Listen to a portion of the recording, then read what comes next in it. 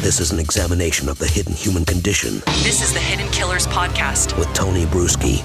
You've probably heard a huge list of warrants have been issued in the Bryan Kohberger case against several businesses requesting information.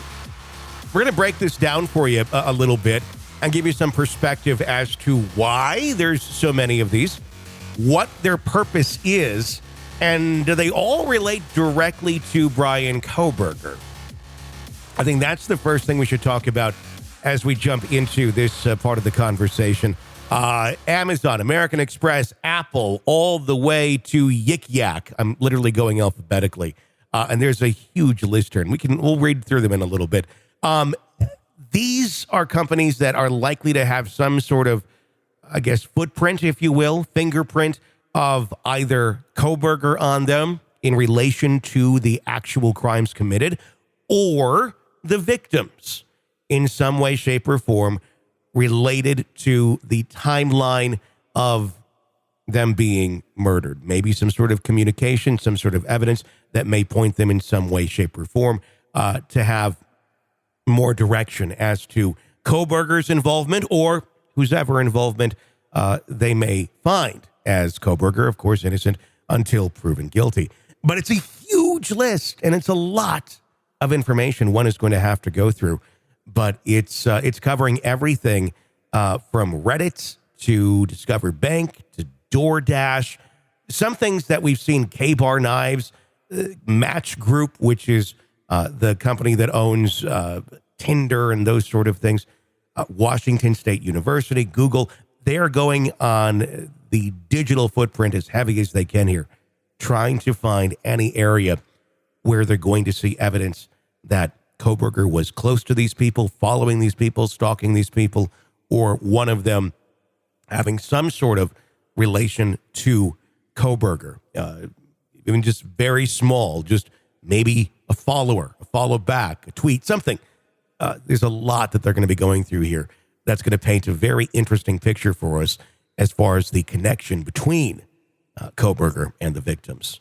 All of that a part of a 750-page newly sealed documents that are under lock and key. This part was believed to be okay to release. 750 pages of the newly sealed documents are believed to, and this is what the court says, believed to contain highly intimate facts and statements which would be highly objectionable to a reasonable person, according to the judge. The documents are also being kept under wraps due to the potential threat to the safety of the individuals in the case. And I don't know how boilerplate that language is. That is just a new layer onto all this, which makes you go, how? How would this information that could come out be a safety threat to individuals involved in the case? Is it more so to putting information out there about the victims and their families and identifiable information in the way that possibly someone, the twisted mindset, would go after them? Maybe that's what it is. That's all I can fathom.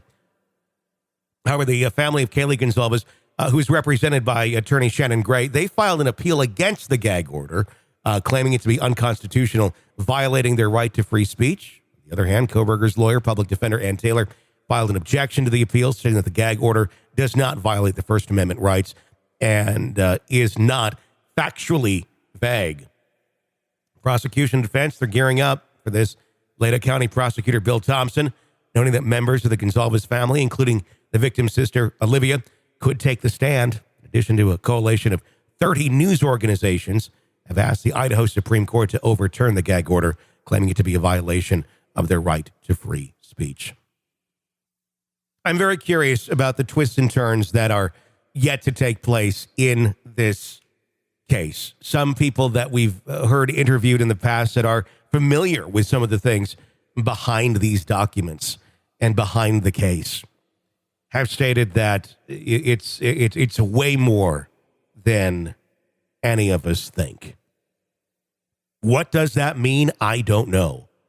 I've heard plenty of people overpromise too in the past, where it's like, it's way more than you think. And then it's like, oh, that's it.